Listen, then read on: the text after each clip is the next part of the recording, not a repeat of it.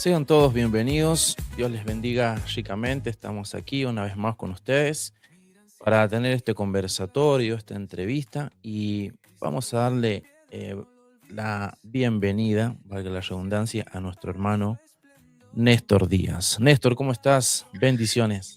Bueno, para mí es un honor estar contigo acá, mi querido hermano, en la penumbra, pero directamente disfrutando de lo que es un buen trabajo. Así que ahí estoy imitando un poquito tu set. Excelente, Ujú, excelente. No, el placer, el honor es nuestro. ujú. Mientras escuchamos ahí de fondo la canción, ¿no? Comenzamos, el Papa no es la cabeza, sino Jesucristo, ¿no? Amén. Excelente. Bien, bueno, ¿cómo estás, Néstor? Cuéntame, ¿cómo va eso? ¿Todo Bueno, bien? estamos bien, gracias a Dios. Hemos tenido una gira muy exitosa que tuvimos en Perú y Ecuador y que Mm, incluyó directamente una presentación del libro Historia de la Iglesia para Principiantes, que gracias a Dios se vendió mucho. De hecho, se agotó en la primera vuelta. Tuvimos que hacer 3 impresiones más, literalmente. 3 impresiones más excelente. y terminaron agotándose. Y después de eso, entonces ya me tocó venir acá a República Dominicana a tener unas semanas de asueto. Mm, Pero gracias a Dios también he tenido trabajo aquí. Tuve que participar en algunos programas de televisión, presentar algunos mensajes, sobre todo en algunas iglesias amigas. Y gracias al Señor todo ha resultado bien viento en popa. Ya me regreso a Nueva York la próxima semana. excelente. Bien, estuvieron más de un mes, ¿no? Allí en la gira, fueron 2 países. Sí, 2 países, pero yo había salido antes. ¿Estuviste con Edgar Pacheco o también otros hermanos del bloque allí? No, solamente Pacheco y yo estuvimos allí. Bien, Porque la gira no era una cuestión del bloque. La gira claro. fue del canal del Teólogo Responde, aparte. Y de ahí entonces organizamos eso. El Pache con mucho gusto decidió bancarse para participar. Mm. Fue iniciativa del coordinador de ETR, que es Marco Yulis, y fue un éxito total. Así es. Bueno, sí, estuvimos ahí pendientes siguiendo todo lo que fue esa gira, así que excelente. Bueno, vamos a leer un poco acá los comentarios, ¿te parece? Ujú. Y los saludos y ya largamos con todo con esta entrevista. Suscríbanse, gente, es gratis, dejen su like y su comentario. Acá está nuestro hermano Siervo que dice saludos hermanos, Dios te bendiga Siervo, gracias por estar ahí, ¿no? Y llega nuestra hermana Lalis que dice hola, saludo desde México, aquí preparada para escuchar la entrevista. Excelente, excelente. Bueno, déjenme quitar acá, ¿no? Si ustedes quieren hacer también algunas preguntas, cómo no, ¿no? Después vamos a tomar. Pero bueno, vamos a comenzar. Acá tengo un rico mate, estamos en la Argentina, en la provincia de San Juan, transmitiendo con todo y estamos aquí con el Teólogo Responde, nuestro hermano Néstor. Bien, Néstor, vamos a hablar de tu trayectoria, pero me gustaría comenzar, ¿no? Desde el principio, ¿te parece? Por Así que supuesto. por eso colocaba allí en el título acerca de lo que es la conversión, la formación y después posteriormente el llamado al ministerio y por supuesto vamos a estar hablando un poco de lo que de la actualidad. Pero comencemos desde el principio, y la Ujú. pregunta es, ¿cómo era tu vida antes de conocer a Cristo? O sea, ¿tú naciste en una familia cristiana? ¿Es así? ¿O tuviste una conversión repentina, como solemos escuchar en muchos casos? Bueno, mis primeras impresiones de fe las recibí de mi abuela de parte de madre, que era cristiana desde los 7 años de edad. Mi bisabuela, que era su madre, fue alcanzada para Cristo por mi abuela cuando era joven. Y obviamente, como me crié en casa de mi abuela, más que en casa de mis padres, recibí esa impresión inicial, tanto de ella como de mi bisabuela. Pero mis padres en general no eran cristianos. Mi mamá era simplemente una joven que se crió dentro de un hogar cristiano, pero que no había seguido los pasos de su mamá. Mm, Entonces, las impresiones las recibí directamente de mi abuela. Y luego entonces me tocó a mí instruir en la fe a mi mamá. Y es así. Entonces, técnicamente creo que hubo una suerte de salto generacional, para no hablar de una suerte de cristiano de cuarta generación. No sería así. Pero sí fue a través de mi abuela las primeras impresiones de fe. Por supuesto que eso no implica que uno haya conocido a Cristo a través de eso. claro. Podría decir que a partir de mis 7, 8, mis años de infancia, oí hablar de Cristo. Y obviamente desde pequeño siempre he sido una persona dada a la lectura y era obvio que leyera las escrituras. De hecho, me regalaron una Biblia cuando tenía unos 7 años y me la di completa. Vos naciste en República Dominicana, ¿no? En la República Dominicana, sí.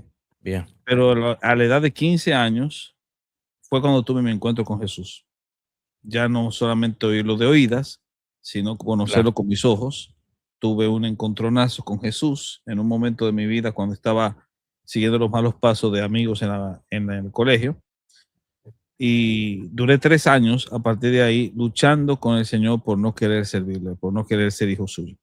Y Dios venció el Galileo. Así es. Bien, entonces me comentabas que tu abuela, digamos, y en eso de que tú decías, bueno, tu abuela era cristiana, ella iba a una iglesia evangélica, Mi abuela era era metodista. practicante, ¿no? Ajá, era Sí, sí, metodista. claro, era Y en metodista, era ese metodista. tiempo tú tenías acceso a literatura cristiana, leer la Biblia, o ella te leía la Biblia. em, ¿Pasaba eso? Las cosas que recuerdo directamente eran verlas a ellas dos, a mi abuela y a mi bisabuela, levantándose a las 4 de la madrugada a hacer devocionales. Hacían una Ya, lectura de las escrituras y cantaban estos himnos de antaño. Entonces, estos recuerdos, cuando yo estaba durmiendo, me despertaba, las escuchaba, entonces claro. me escabullía directamente para sentarme junto con ellas y escucharlas cantar himnos que ¿Cuántos años taladraban mi tenías en conciencia. ese momento? Tendría unos 8 o 9 años. Bueno, claro. Sí. Entonces, el la impresión para mi mente de niño justamente fue esa. De hecho, siempre que pienso en lo que es el núcleo del cristianismo central, lo que recuerdo y me viene a la memoria es mi abuela y mi bisabuela cantando los himnos de antaño. Es Cristo la roca, cantando la cruz, cantando sobre la promesa escatológica de que Cristo volverá y leyendo las escrituras. Eso es lo que más Claro, impacta el corazón y creo que fue una de las eso cosas que quedaron te marcó, grabadas. ¿no? Ujú. Bien. Mm. Eso justamente eso te iba a preguntar si hubo algún acontecimiento particular, ¿no? Que te llevó a buscar a Dios. Recién Sí, dijiste, bueno, era a los 15 años, pero cuéntanos un poco más en profundidad sí, eso de la no adolescencia, uno está descubriendo el no mundo, te ¿no? Hay cosas.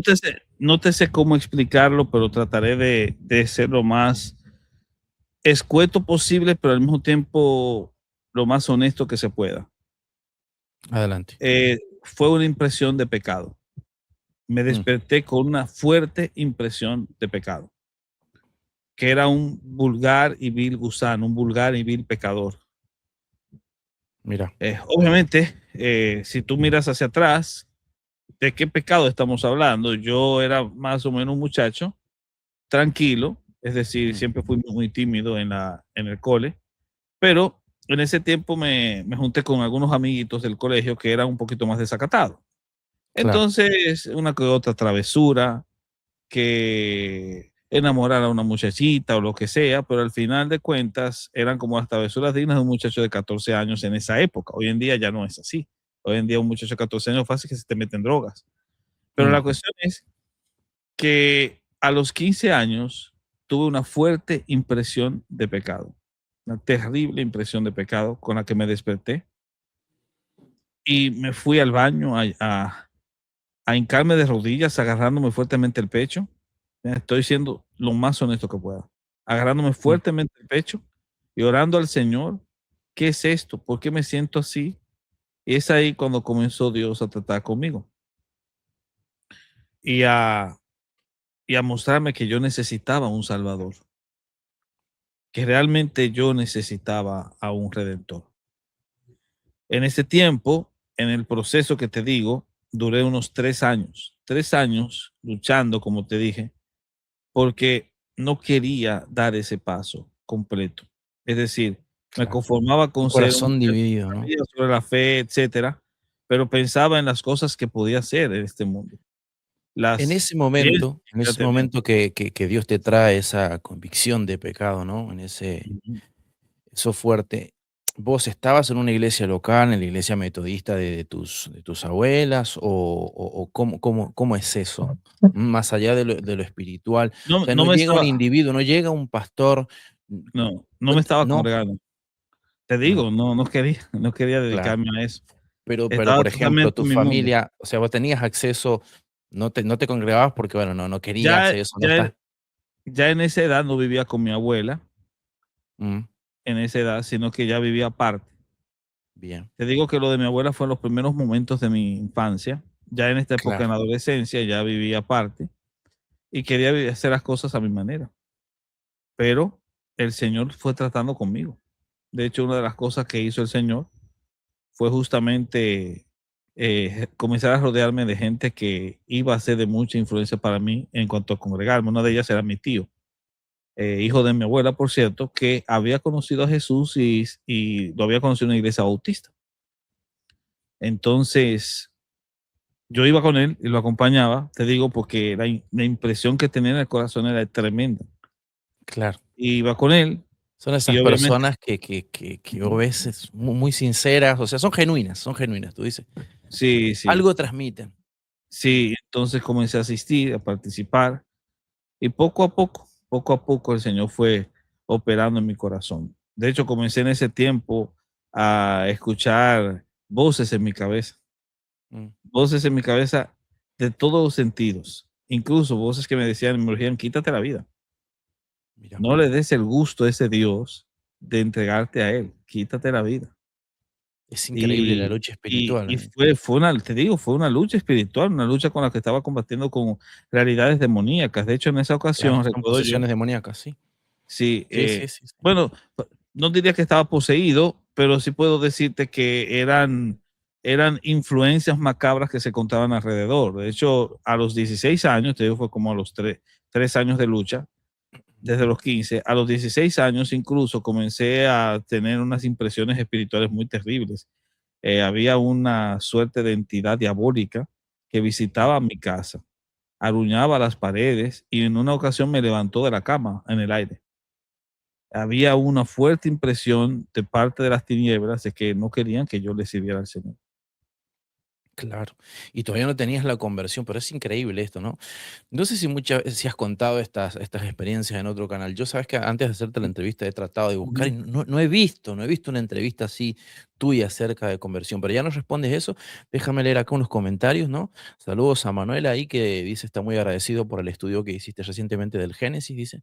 ujú. Naisel, un amigo, ¿no? Un fiel seguidor, un amigo también que Gran, pronto va a estar gran crack. aquí. Sí, sí, un crack de Colombia y va a estar aquí también contando su testimonio, ya lo he invitado. Dice, saludos fraternos, mis hermanos, bendiciones en Cristo. Acá está Gina que dice, bendiciones, Dios te bendiga, Uy, Gina. esa era matriarca. Dejen su like, gente, suscríbanse, así podemos llegar a los 100 suscriptores. ¿Mm? ¿Qué más tenemos? Bueno, por acá está, sí. Claro que sí, un invitado de lujo, nuestro hermano profesor Néstor Díaz. Bien. Ujú, Bueno, sí, qué fuerte eso. Ayer venía en el colectivo y justamente estaba escuchando un testimonio de conversión así. Y me has hecho acordar de una persona que entra totalmente en una depresión y una cuestión física, no se podía mover, etcétera, etcétera. Hasta que su esposa justamente recibe como una visión y bueno, y cuenta así breve para ya te cedo la palabra, hasta que, bueno, él invocó a Jesucristo y fue libre, pero tenía una enfermedad que no podía, le hacían todo tipo de revisiones médicas y no le daban, y era porque había una posesión demoníaca que se oponía hacia la conversión y es increíble, ¿no? Esa tensión, eso que la Biblia nos describe, pero que es experiencial, que uno lo tiene que pasar, que uno lo tiene que vivir, así que estamos en esa parte acerca de la conversión. Bueno, nos estaba relatando de esa oposición, estamos hablando previo a los 15 años, ¿no? Como 3 ujú. años antes, No, donde ya, a partir de los 15 años. Por ejemplo, que te claro, comenté, porque duró me un pasó a los tiempo en 16. donde vos te Pero a partir de resistías, los 15 contás 3 años más, hasta los claro. 18, en ese proceso de lucha. Pero en ese proceso, ¿no? Vos ya se puede decir que ya te habías convertido. De alguna manera tú, como se Yo dice en el ambiente cristiano, ya habías nacido de nuevo. creo que después lo entendí de esa manera. Es decir, a la luz de la Claro, experiencia que experimenté, eh, y después, a medida que estudiaba mucho más profundamente la soteriología desde la perspectiva reformada, me hacía clic, la entendía mejor, porque la experiencia que tuve fue esa, realmente. O sea, yo estoy totalmente consciente de que Néstor Díaz nació de nuevo a los 15 años y que Claro, a los 15 años el Señor trató con él. Y todo ese proceso de 3 años de lucha es simplemente parte de una realidad que simplemente se entiende a la luz de que ya mis ojos fueron abiertos a Cristo, porque nadie puede ver el reino de los cielos si no nace de nuevo primero. Y el nuevo nacimiento es una claro, cuestión que genera el Señor, no yo. Así que sí, creo que la única forma de explicarlo es eso. Conociste a totalmente. Y ese Jesús, crecimiento naciste de es nuevo y paulatino. entonces vino la lucha, exacto. Claro, comenzamos a luchar y estamos en esa tensión permanente, vamos a estar luchando, ¿no? Ujú, Pero es cierto que la adolescencia, uno está redescubriendo el mundo, estás en esos últimos años de la secundaria, por lo menos acá en la Argentina, creo que allá también, ¿no? ujú. Entonces las tentaciones están ahí, ¿no? A la luz del día, Uf, y yo creo que eso también jugó de alguna manera, ¿no? ujú. No, y también me Ahora, aisló mucho, es decir, el conocer a Jesús hizo que mis compañeros se aislaran de mí. De hecho, el resto del bachillerato, del cole, lo pasé yo aislado, sin amigos, sin amistades. mm, Me iba al recreo y me sentaba en una parte aislada donde nadie me viera. ya eras introvertido, tú lo acabas de decir, creo que demuestras un Ujú, poco así, yo también lo soy, pero ujú. imagínate ahora que tú ya eres, digamos, un contracultura, como dice tu libro, uno de tus libros, ¿no? ¿Puede ser? Es una revista que lanzamos, se llama Una así. Ajá, contracultura. Ujú, Entonces, sí, tenés ese choque, es fuerte, ¿no? Te iba a ujú, preguntar, ahora justamente creo que recién nombraste algo, pero la pregunta iba por ahí, ¿no? De qué personas influyeron más en esos primeros pasos de la fe, en ese momento de tomar la decisión, me convierto a Cristo, estoy luchando, ¿quiénes son los que te van a ayudar? ¿Quiénes son los que Dios va a usar ahí para ministrarte, para apoyarte, ¿no? Porque eso es algo ujú. que vos hoy en día seguramente lo estás haciendo consciente o inconscientemente. Todos tenemos a alguien que Dios puso para consolarnos, para empujarnos, pero en tu caso, ¿quién fue esa persona que influyó más en esos primeros pasos en la fe? Bueno, mi abuela también jugó un papel preponderante acá, porque ella en ese tiempo enfermó y se quedó a vivir con nosotros y le dio seguimiento al proceso por el que yo pasé en esa ocasión. Mm, También el tío que te menciono fue muy vital, fue una punta de lanza, obviamente, en ese sentido. Pero lo que más terminó de afianzarme, te digo que fue una experiencia que tuve en la capital de mi país. Por mucho tiempo yo pensaba que esto que me estaba pasando era porque me estaba volviendo loco mira, o porque, o porque era una cosa rara. De hecho, algunos llegaron a sugerir eso dentro de los círculos familiares. Porque te digo que era tan desesperante la situación que a veces yo me pasaba noches enteras llorando por el tema de la convicción esta fuerte de pecado que te digo.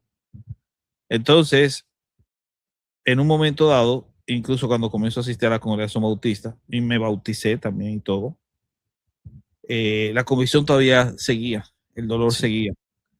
Entonces, me tocó viajar a Santo Domingo, a la capital.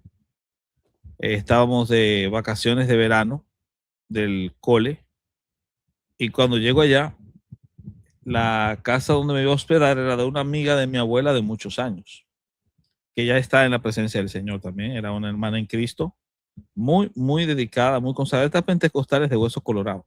mm, Tenía incluso una habitación solo de oración.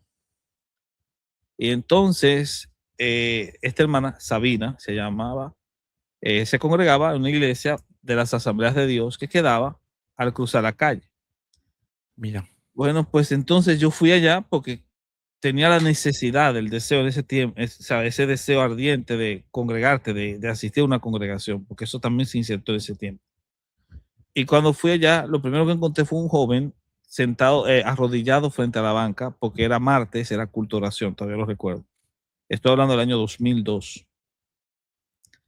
Y recuerdo muy bien que este hermano, Elías Brito, que me llevaba a mí unos años, pero era joven. Yo tenía en ese tiempo, bueno, tenía unos eh, 16 años, o 10, sí, creo que 16 años. y este joven debía tener unos 19 o 20. Claro, sí, Cuando lo encuentro, inmediatamente se conectó mi corazón con el de ese joven y el de ese joven conmigo. Fue como lo que dice el texto bíblico de Jonatán y David. claro. Esa misma experiencia.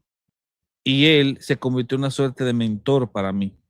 Jonathan Brito, que vive ahora en México, le mando un saludo cordial si alguna vez ve este programa, pero sin duda alguna, Jonathan o Elías Brito fue una gran influencia para mí. De hecho, ya después que yo estaba un poquito más afianzado, 2 años después, en el 2004, me gradué y una de las cosas que hice fue ir a estudiar a la capital y me fui a mudar a Los Jardines, que era donde estaba la iglesia, y a congregarme con ellos. Me encontré con un grupo de jóvenes bien nutrido en el deseo y la pasión de predicar a Cristo, de conocer a Jesús, de orar y de leer las escrituras. Estaban experimentando lo que yo llamaría una suerte de despertar o lo que otros llamarían un avivamiento. Claro, Hasta el punto tal que toda esa comunidad fue afectada por esa pequeña comunidad de creyentes que sobre todo estaba dirigida por jóvenes. Se iban a las cárceles, se iban a los hospitales cercanos, comenzaron a predicar, a peinar cada casa, cada calle, predicando el Evangelio de Cristo claro. Era Jesús, un y le avivamiento, daban un sin duda alguna. seguimiento a los jóvenes que llegaban, hasta el punto tal que de ahí salieron pastores, líderes de Claro, alabanza. Uno de los jóvenes que salió ahí, que había practicado el satanismo y abandonó el satanismo y se dedicó a Cristo Jesús. Hoy, bueno, terminó siendo después el productor musical de algunos de los grandes raperos dominicanos, Lady C, Ariel Kelly, le hizo trabajos a Willy de Redimido. O sea, te digo, fue un boom muy interesante en la época y era una época muy bonita y eso a mí me terminó de impactar. Yo claro. recuerdo que en Y ese tiempo me daba me salían unas ampollas en el pie, no sé, era una enfermedad extraña, rara que me salía, y se me hinchaba el pie. Y recuerdo que en un cuarto de oración, así como te lo digo, no en un culto, un cuartito de oración que se tenían los muchachos, comenzaban las paredes a bullir aceite. Eso lo vieron mis ojos, a bullir aceite. Y después de eso, el joven me recuerdo que me puso las manos en el pie y hasta el sol de hoy jamás me ha vuelto a salir eso. mm, Fue extremadamente milagroso. sobrenatural lo que yo experimenté Claro. ahí. Y eso me abrió los ojos a querer predicarle a Cristo a todos los demás. Ese fue el punto de arranque final de mi proceso. Excelente, excelente. Y mirando ahí a la retrospectiva, es increíble cómo el Espíritu Santo, o sea, Él te llevó a la capital, Ujú, te dijo, bueno, no vas a estar ahí, ya te vi llorar, te vi luchar, no pasaste esta prueba, esta tensión, las posesiones demoníacas, todo aquello que te acecha y dice, pero no tienes que estar solo. Y eso es el consejo que nosotros le damos, por supuesto. A ver, el desierto lo pasan todos, de alguna manera lo pasamos, ¿no? Y a veces podemos estar acompañados, pero tenemos que pasarlo. No era tu caso, bueno, estabas casado, eras un adolescente, bien, pero ujú, mirando la retrospectiva podés ver allí cómo el Señor te llevó y te dijo, mira, este te va a ayudar. Miramos Hechos y tenemos allí a San Pablo, ¿no? Ciego y le dice, ve que este te va a sanar, este te va a guiar. Bueno, de alguna manera encontramos ese paralelismo, esas historias que vemos en las Escrituras que se vuelven a repetir, ¿m? Que ujú. son singulares y que las encontramos en la conversión, en los testimonios de cada uno de nosotros, increíble. O sea que podemos decir que no es solamente una persona, sino que son varias personas que influyeron y sobre todo estos jóvenes, Exacto. este joven, sobre todo que tú resaltas que tiene tu edad y ese grupo que fue alcanzado por un avivamiento, Ujú, posiblemente de esas hermanas que se la pasaban orando diciéndole, Señor, ¿no? Posiblemente, ujú. ¿m? A saber. Sí. A saber. Bueno, mis amigos, aquí llega nuestro capitán, ahí está Wilmer, y si ustedes quieren ser parte del grupo de WhatsApp, ¿no? De nuestro canal, pues allí tienen el link, hacen clic, se suman y se van a enterar de toda la información que tenemos para cada uno de ustedes. Bien, vamos a seguir con este conversatorio, con este testimonio de Néstor Díaz, el teólogo responde. Ujú. Y quisiera preguntarte, ¿cuál fue el mayor desafío que enfrentaste después de esa conversión? Ya estás convencido, ya Dios ha hecho inclusive un milagro, ¿no? Porque los milagros, eso justamente lo que hacen es fortalecer esa fe, ¿no? Ya pasaste lo más duro, ¿no? El valle de sombra de muerte, ¿no? Ya pasaste eso. La Ujú. pregunta es, ¿cuál fue en ese momento, ese mayor desafío que enfrentaste después de esa conversión?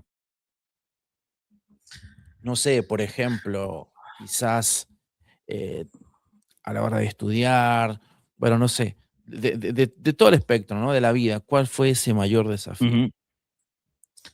El mayor desafío que tuve fue ya a partir de ese tiempo en cuanto a lo que tenía que ver con soltar la timidez que me caracterizaba mucho para poder hablar de Cristo. Claro. De hecho, eh, la primera vez que me invitaron a predicar me temblaban demasiado los pies. A todo el mundo le pasa, pero yo tenía un exceso de timidez en mi niñez. Cuando llegaba alguien nuevo, yo me escondía bajo la cama. Así era yo. Entonces creo que un gran desafío que me resultó mucho fue en el momento en que comenzamos nosotros a predicar, o sea, comenzamos a salir a hablar de Cristo, etcétera. Esto me pasó primero con el tío mío que te cuento, que junto con otro tío político íbamos de casa en casa a hablar de Jesús. Mm, Ellos predicaban, pero cuando me decían, ahora te toca a ti, uf, yo trataba de rechazar cualquier momento para eso, porque era para mí muy tedioso. claro. ¿Quién imaginaría que después yo me tendría que dedicar justamente a eso? Imagínate esa cuestión. Pero creo que fue uno de los más Pero para grandes ese desafíos que momento, tuve. claro, claro, Ujú, recién ujú. convertido, enfrentarte a la Sí, gente, ir casa por casa, con todo lo que conlleva eso, ujú. ¿no? El Sí, rechazo sí, que está ahí, ¿no? sí, y más gente que decía, tú estás desperdiciando toda tu vida, echándola por la borda, siendo Sí. joven. Puedes hacer eso después de que seas mayor. Y Te lo dice la técnicamente, gente y te lo dice Satanás, ¿no? sí, sí, entonces fue bien complicado, pero también el Señor me ayudó mucho con ello porque me proveyó A ver, gente cercana que también me influenció en ello. Lo primero era que yo tenía un deseo de decirle a la gente, yo quiero hablar de ese Cristo, pero me da temor de cómo hacerlo. Este jovencito que te mencionaba, Elías Brito, se paraba en los buses, en los colectivos, como ustedes le llaman, a hablar de Cristo Jesús. Yo veía eso y decía, oh, quisiera yo lograr hacer algo así. Entonces, ya cuando me regresé para vivir acá en Santiago, tuve, a raíz de la muerte de mi abuela, me regresé para Santiago y estaba asistiendo a una Santiago está muy lejos de la 3 horas, capital. 3 horas, Mm, a 3 horas, sí. La cuestión es que cuando estaba acá, ya comencé a asistir a una congregación que era la congregación del colegio donde yo estudié y donde yo me gradué. Eh, Muy queridísima, gente que aprecio un montón. Y recuerdo que allá, en una suerte de estudio bíblico que hacía los jueves en la mañana, conocí a un hermano que se llamaba Ismael, si mal no me acuerdo. Él no vivía en Santiago, él vivía al norte, es decir, en la ciudad de Altamira, Puerto Plata, que quedaba como a hora y media de Santiago. Y él bajaba los jueves porque él tenía un negocio de venta de alimentos y él se surtía con el mercado público de Santiago porque era mucho más barato.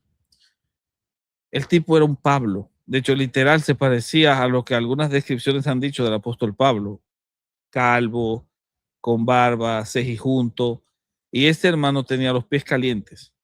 Entonces él tomaba los jueves para predicar el Evangelio de Cristo en toda la calle, incluso en su trayecto cuando iba a comprar las verduras, etcétera, era predicando a Cristo y me pedía que yo lo acompañase y yo entonces lo acompañaba e iba predicando, me fui soltando. Otro hermano también que influyó mucho y que ya está en la presencia del Señor fue un hermano llamado Pablo también, que mm, también tenía pies misioneros y no sabía leer ni escribir, pero te mira, citaba las escrituras con una autoridad como tú no te imaginas y no sabía milagroso. leer ni escribir.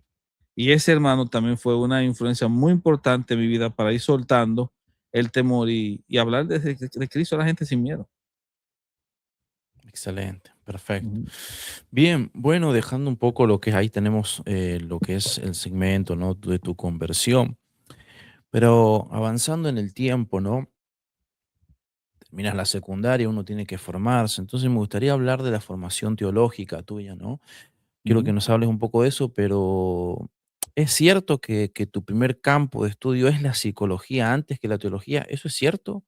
De forma autodidacta la teología primero, siempre la Bien. teología. Bueno, ya vamos a ir a la Sí. teología, pero El terminas el primer el secundario, primer vos el tenés pri que estudiar, tenés que sí, enfrentarte, digamos, con lo que todos los adolescentes, la universidad, sí, el nivel superior, el terciario, como se dice por aquí y ujú, por allá, ¿no? O un oficio. sí. Eh, ¿Qué hiciste ahí? ¿Te fuiste? Me fui directo a Cuéntanos la un poco ahí. psicología. A Lo ver, primero, cuéntanos. la primera intención que tenía era estudiar inmediatamente teología. La universidad que había elegido era la única que tenía una facultad de teología protestante. Mm, Pero, la orientadora me dijo: "De teología no se vive", así me dijo, "y tienes que estudiar una carrera aparte de eso". Dije yo: "Es que yo quiero estudiar teología, y luego claro, estudio otra carrera". Entonces ella me dio un consejo que fue muy sabio. Me dijo: sí, "Estudia la carrera que te va a dejar dinero y con lo que te genere ese dinero, estudia teología". Me dijo eso. Entonces yo elegí psicología, porque también las situaciones por las que había pasado justamente anteriormente me habían vinculado mucho por tratar de estudiar bien el comportamiento, la conducta humana, la manera como el ser humano reacciona ante situaciones estresantes, etcétera. Entonces comencé a estudiar psicología y fue la primera carrera que hice. De hecho, me gradué en me gradué ya como para el 2010, si mal no me acuerdo. Ahora tengo que checar bien, no tengo las fechas ahora. Pero terminé mi carrera y luego hice una maestría en el mismo tenor en terapia sistémica. Esa fue la maestría que hice en terapia sistémica. Pero ya cuando hice terapia sistémica, ya yo me estaba formando como teólogo. claro. Ujú, Sí, sí, hay una entrevista que tú, bueno, sí, sí, fue prácticamente una entrevista que te hizo Omar García, que yo la estuve escuchando para hacer esta entrevista. ujú, Y está muy buena. Es increíble toda la información que arrojas en ese video y yo creo que muchos tendrían que ir y ver esa ujú. interacción. Está muy buena, muy buena. Bien, entonces lo que te lleva a formarte como, bueno, ¿qué título ahí obtienes? ¿Es un profesorado? ¿Es una Primero licenciatura? era una licenciatura en psicología, mención educativa, especialmente enfocada en trabajar con el proceso de aprendizaje. Cómo se da el desarrollo cognitivo, el desarrollo del aprendizaje, y tratar justamente con eso para facilitar el conocimiento o la manera como se interactúan los muchachos en el proceso de enseñanza-aprendizaje. Siempre fue una labor bien dedicada a la academia en ese caso. En terapia sistémica era la maestría que hice porque el modelo sistémico es uno de los últimos modelos que se desarrolló en psicología. Casi nadie lo había explorado y yo no quería meterme en psicoanálisis. Creo que entendía que el psicoanálisis tenía ciertas peticiones de principio que a mí no me llamaban la atención, ciertamente, pero el modelo sistémico, cuando lo estudié en la licenciatura, fue el que más me atrajo, porque el Mm, modelo sistémico es técnicamente cómo realmente se opera en la realidad. O sea, los sistemas que rodean al sujeto van a determinar mucho de cómo será ese sujeto en términos de su personalidad, de su carácter, la manera como afronta el estrés, y técnicamente estudié eso. También mm. hice una especialidad ya en el extranjero, en España, con neuroescritura, que es cómo identificar el perfil psicológico de una persona a través de las letras o del tipo de letra que usa o la manera como escribe o como firma su nombre. Y esa fue casi toda la especialidad que hice en psicología. Me dediqué al trabajo Buenísimo. psicológico por un tiempo, claro está, pero la mayor parte de mi producción dentro del campo de la psicología fue en el ámbito del profesorado, porque inmediatamente me gradué, la misma universidad me contrató, de hecho me pagó la mitad de la materia, porque descubrieron el potencial que tenía, y Mm. entonces me pusieron a dar clases y me quedé como catedrático de la universidad, y justamente como catedrático también recibí Todo esto que estás beneficios. contando es antes de YouTube, es antes del teólogo Todo esto Japón. es todo esto es antes de YouTube. ¿Lo Sí, has contado alguna vez? pocas veces. No Mm, recuerdo que haya dicho en vivo, Creo que una vez estuve hablando con el reverendo Burgueño, que me hizo una entrevista en un sentido muy parecido a esta, Ujú. pero estos temas casi no lo tratamos. Sí, sí, sí, por eso te digo que mucho no he podido ver en YouTube. Sabes que acá te pregunta, y es muy interesante lo que estás diciendo, porque a mí me gusta mucho la obra de Herman Bavinck. Herman Bavinck fue un tipo muy adelantado a su época. Ujú, Hoy se está conociendo mucho la obra de él, la dogmática ujú, reformada, que ha sido traducida al español. Y por ejemplo, acá Gina te dice: profe Néstor, tienes un libro de psicología y yo recién acabo de descargar y les muestro, ¿no? ¿Por qué? Porque en nuestro círculo, de hecho, el video ese que haces con el hermano eh, Omar García, esa imagen que ustedes están viendo ahí, es imagínense, Herman Bavinck hace más de un siglo, él ujú, escribió de psicología, tiene 2 libros de psicología, ujú. escribió mucho de ciencia, fue parte de ciertos grupos allí en Holanda, ¿no? Sí, Eh, de investigadores. No solamente eso, sino que fue político también. Y sin duda alguna, según individuos como, no sé, o teólogos como J. I. Packer, dice, Herman Bavinck es un teólogo es un gigante, y él lo compara con Juan Calvino y San Agustín. Sin embargo, sí. lo que quiero decir esto, es increíble su obra, Volable, es maravilloso. Ahora, empiezas a estudiar, son 2 preguntas, pero vamos por parte, como dirían por ahí. La Dame pregunta es simplemente, dale, antes de dale, responder la pregunta de la hermana Gina, dale, acá lo sí colocamos. escribí un libro de psicología pastoral.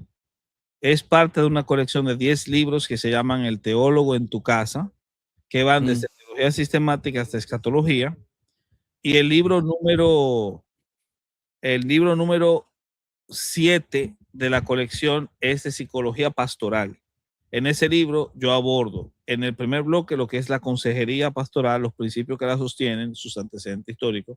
Y en la segunda parte ya me enfoco en lo que es psicología pastoral, porque hay que diferenciar la consejería de la psicología pastoral.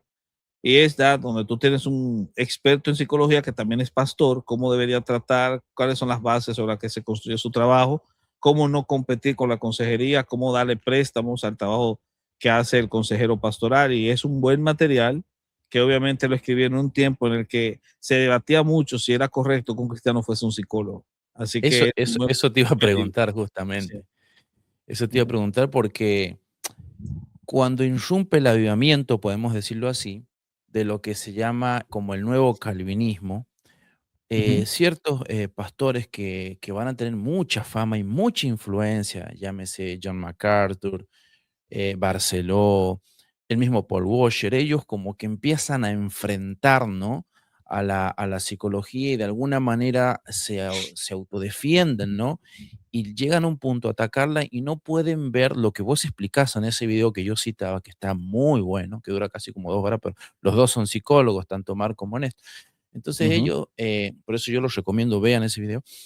Y, y podrías explicar brevemente, ya pasamos un poco a lo que es la formación teológica, pero me interesa esto porque muchas veces no se habla y no se tiene en cuenta, pero podrías explicar cómo tú dices, no, tú puedes servirte de la psicología, lo mismo que dice Babi, o sea, casi 2 siglos atrás, Babi escribiendo, dialogando, ujú, hablándonos de que la psicología, ¿no? De ciencia, de biología, de que no debemos, digamos, simplemente desecharla, sino usarla como sierva, ¿no? Usarla así como usamos muchas cosas, ¿no? ujú. Como en esa gracia común, no desecharla, sino tomar lo bueno. ¿Se entiende la idea? Totalmente. Adelante. Eh, Mira, durante la época que yo redacté el documento que te menciono, y que es un documento que lamentablemente todavía no lo hemos publicado en Amazon, pero estamos en el proceso, porque era un documento que Buenísimo. yo primero utilizaba como material para las clases de un seminario que fundamos teológico en el 2010. Pero la cuestión es que en esa época estaba muy de moda un escrito que había redactado Ed Bulkley que se llamaba ¿Por qué los cristianos no deben ir al psicólogo? Este Mm, escrito de Volcker estaba fuerte. enmarcado dentro de toda una tradición de consejeros pastorales que intentaban recuperar otra vez la posición que el pastor había tenido en la época de la Reforma y en la Claro. época de la Antes posreforma.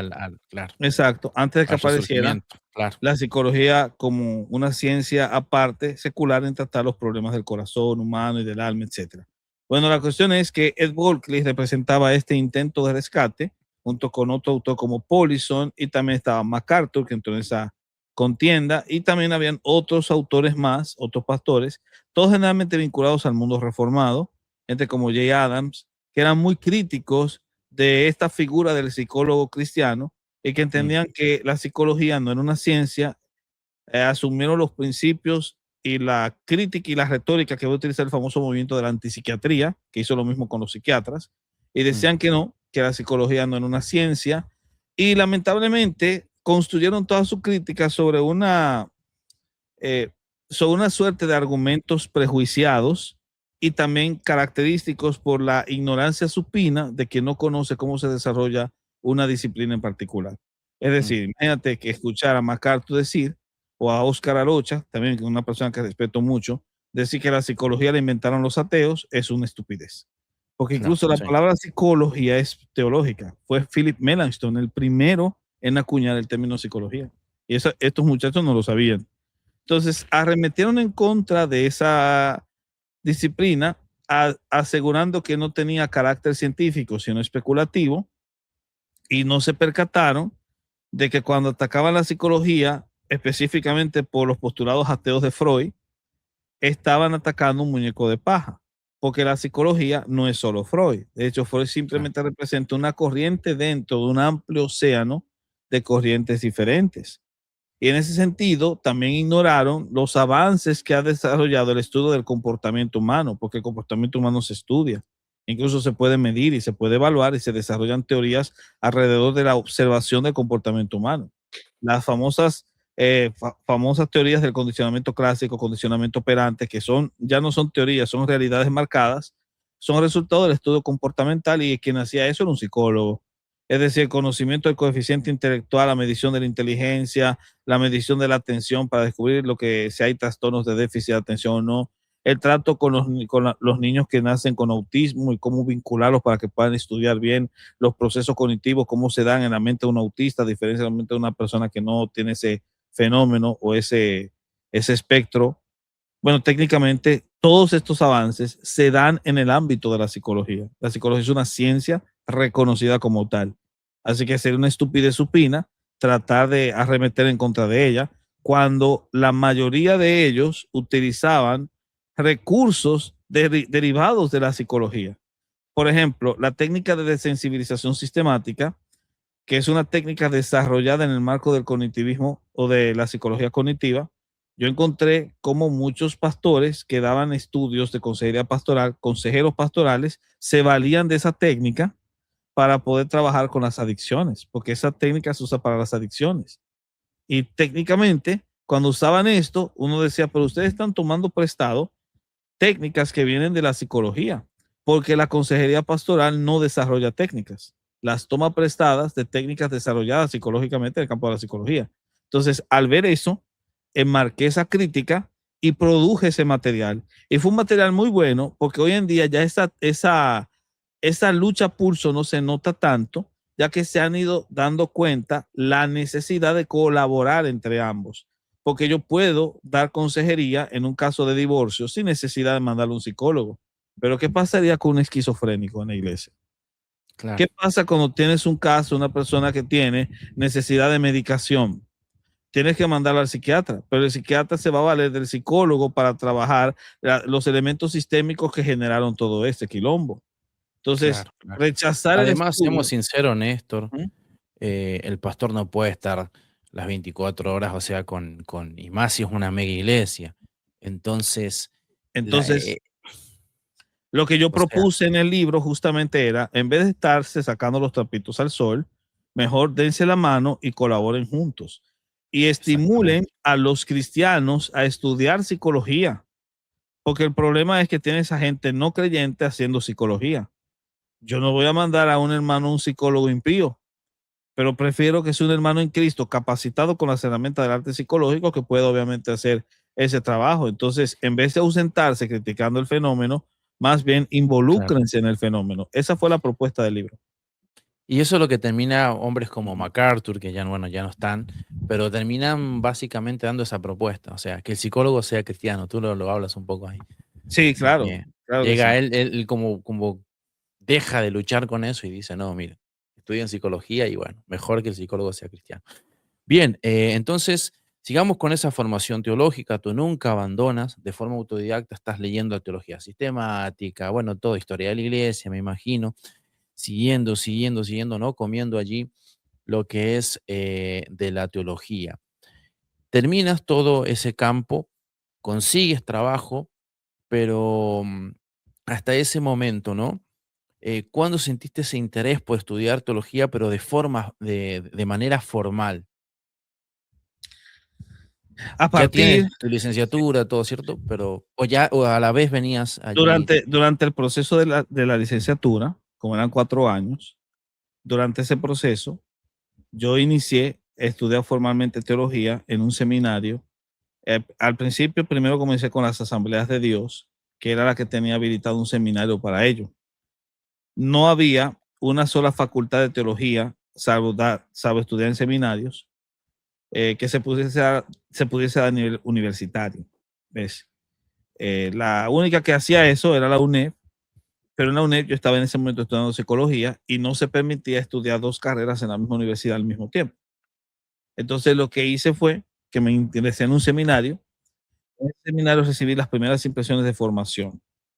Era el único, escuchen bien, era el único seminario aparte del metodista, porque los bautistas no tenían un seminario sorprendentemente en Dominicana.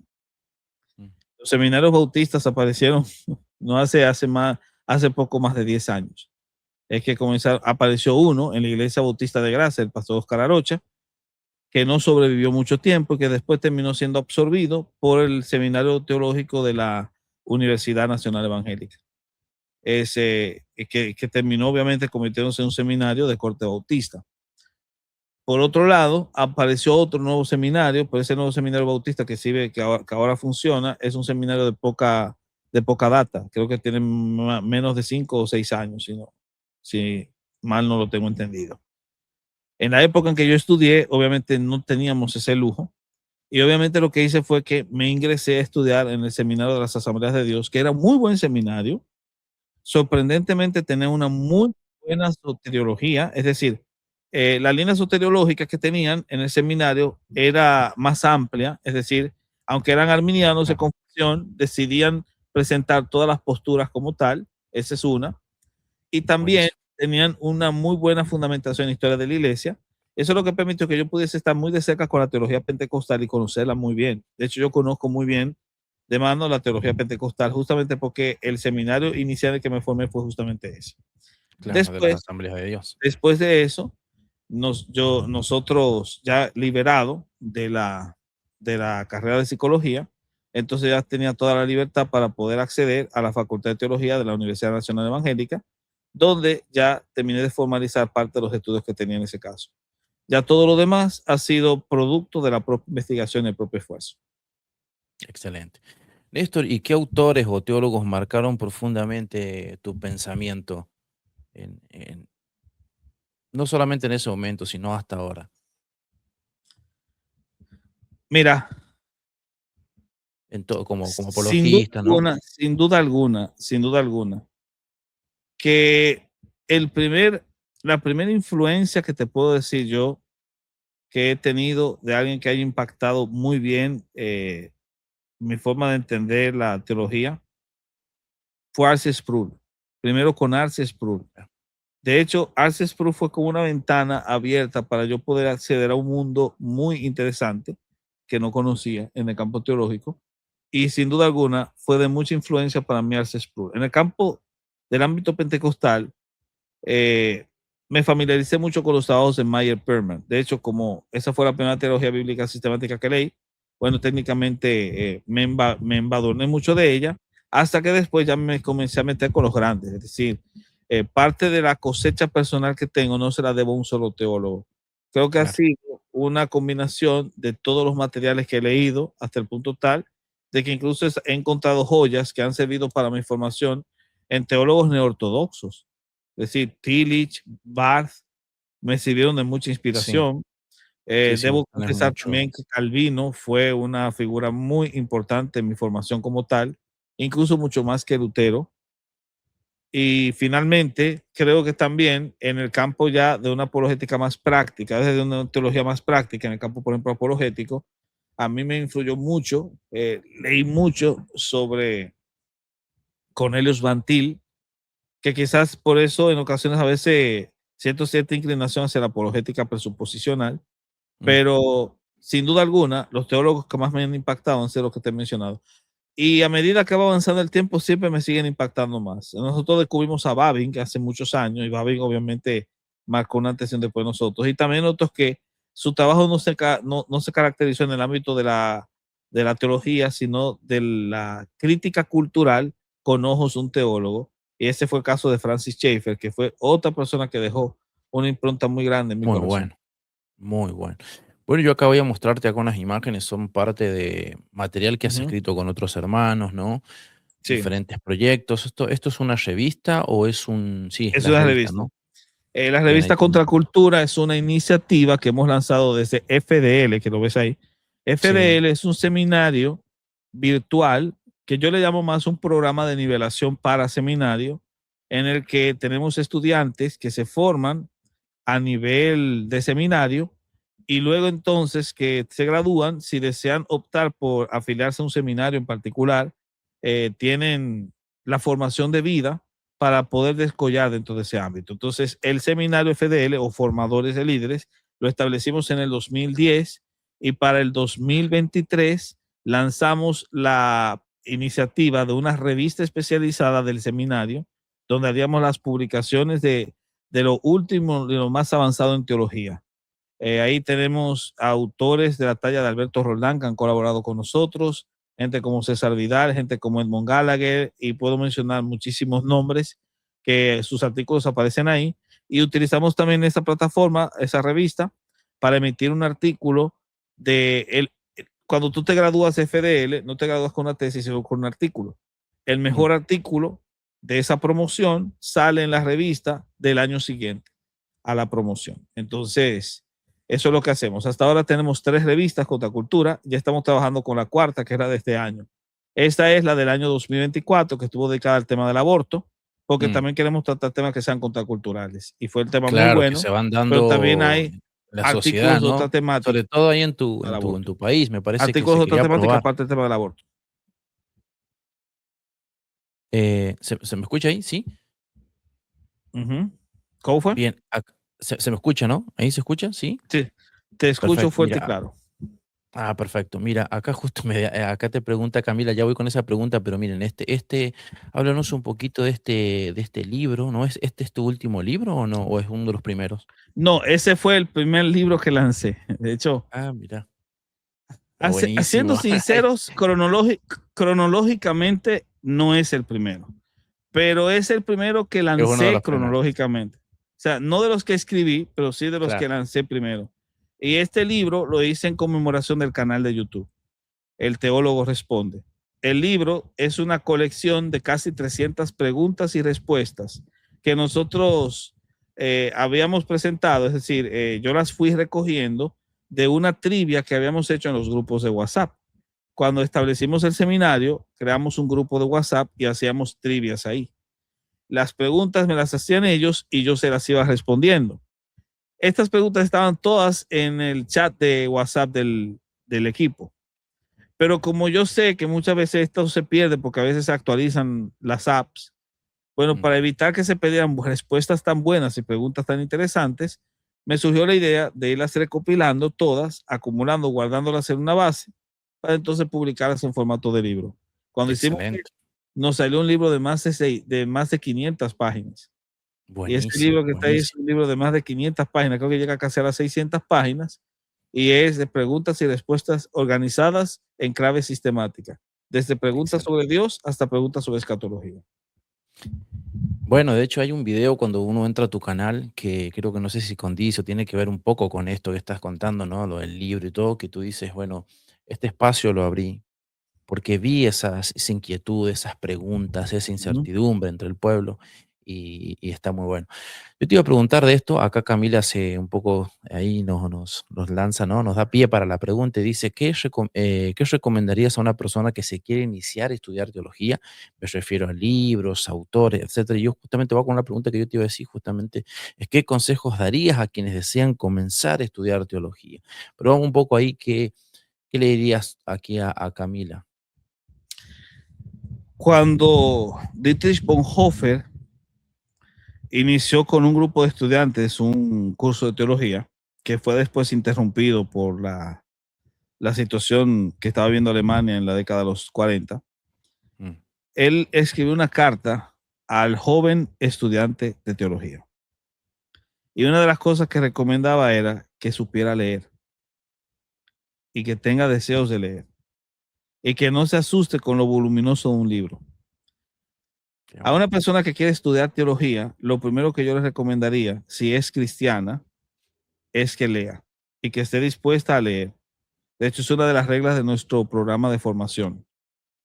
Leer, invertir en la lectura, no tenerle miedo al volumen de un libro, porque los mejores contenidos para teología no aparecen en formatos muy pequeños. Yo recomendaría libro para leer que primero inicies con la teología sistemática. La teología sistemática siempre debe ser la base inicial para el que va a estudiar teología, porque te va a presentar las grandes doctrinas. Pero es que no puedes leer solo una teología sistemática. Lo correcto es que se lean por lo menos teologías sistemáticas varias, de acuerdo a la confesión a la que se pertenezca, las Claro. estudies bien y a partir de ahí entonces puedes ir a grandes rasgos a otros límites. Excelente, excelente. Sí, me encantó eso, me encantó eso. Ujú. Porque una de las cosas que se suele decir, bueno, si quieres ser un buen teólogo, pues tienes que leer, hermano. Eso te dicen en el seminario. Vas a tener que leer, leer y leer. Excelente. Bueno, ya vamos llegando a la parte final, ¿no? Hemos hablado de la Ujú. conversión tuya, de la formación, ¿m? Pero pasemos Sí, un poco ahora al llamado al ministerio. Eh, Antes de eso, quiero, o lo voy a dejar para después, después el llamado, o sea, el trabajo que estás haciendo en YouTube, eso me parece ya. interesante. Pero vamos, ¿cómo descubriste que, bueno, que Dios te estaba llamando al ministerio, ¿no? ¿Fue un proceso gradual o fue una experiencia puntual? Explícanos un poco eso. Me sedujiste, oh Jehová. Mm, Me sedujiste y fui y el seducido. profeta. Te puedo asegurar que no lo sé. Simplemente llegó. Eh, lo que sí te puedo relatar es más o menos cómo se dio ese curso sonoro en esta trayectoria, porque lo primero que vino fue trabajo de evangelista. De hecho, serví como evangelista en la congregación de, en la que participaba en Santo Domingo, en la capital, y me afilié a un ministerio al que justamente pertenecía ese amigo mío que te mencioné, que encontré de rodillas en aquella ocasión y que se vinculó tanto a mi corazón, el hermano Jonathan Brito, y otro hermano que se llama Hugo Dotel, que hoy es pastor. Me estaban como jóvenes, habían formado un equipo, un dúo de evangelismo, donde hacían campañas evangelísticas, hacían cruzadas y todo eso. Y ellos me pidieron que yo perteneciera al equipo y obviamente me inserté y, y esa fue mi primera experiencia. Después, cuando me regresé a mi ciudad natal, mantuve los contactos y lo que hacía era que organizaba actividades de predicación evangelística con evangelistas invitados. Estas actividades las desarrollamos por mucho tiempo en colaboración con varias comunidades eclesiales, con el fin de que esas comunidades se encargasen ya del seguimiento a las personas que iban a conocer a Cristo por medio de ese proceso evangelístico. Después de estas organizaciones, obviamente también yo participaba porque yo los traía, pero ellos también me llevaban a sus tierras para predicar. Eh, Terminé ese proceso en el 2009, porque en el 2009 me senté ya en la congregación para idear un proyecto académico en la iglesia donde participaba con el fin de que los líderes se entrenasen. Fue ese proyecto de esa iglesia local lo que le dio origen a FDL al año siguiente, 2010. Y ya para 2015 hice el salto para que ya no fuese simplemente un programa de una iglesia local, sino que se convirtiese en una institución que trabajase con diferentes iglesias, porque nuestro deseo era que se entrenasen más líderes y que los líderes pudiesen venir a nuestro seminario, se formasen y luego fuesen a enriquecer a su iglesia local como tal. El éxito fue buenísimo en ese caso y ya cuando llegó la pandemia en 2020, hicimos el salto virtual Claro. a la plataforma virtual donde nos quedamos y esto amplió mucho más el radio de trabajo. Entonces, sin darme cuenta, este evangelista itinerante que iba de parte en parte a predicar el evangelio de Cristo, terminó convirtiéndose en un maestro que sentado en un aula formaba pastores. De hecho, muchos hermanos que se formaron allí en FDL hoy en día son pastores, dirigen congregaciones muy exitosas porque le dan énfasis al estudio teológico. Entonces, después me trasladé a Estados Unidos y en Estados Unidos inmediatamente me captó el pastor Johnny Caimares, que estaba vinculado familiarmente a la esposa del pastor de la congregación de la cual yo estaba saliendo. Y me quedé con él, es una iglesia bautista, la iglesia bautista Casa de Gracia, estaba en un proceso de transición del neopentecostalismo a hacer una iglesia reformada, y yo serví como parte de esa transición, trabajé con su confesión de fe, y entonces Excelente. por ese trabajo me pidieron que me quedara como el pastor docente, me ordenaron pastor y me hicieron pastor docente de la congregación, encargado de la formación de los líderes de esa comunidad. Trabajamos tesoneramente hasta el punto tal que ya tengo un equipo de gente que se encargan de predicar cuando no estamos nosotros, y sin darme cuenta, esto nos estaba preparando ya para el salto que vendría en el 2021, 2022, que fue ya con el canal de YouTube.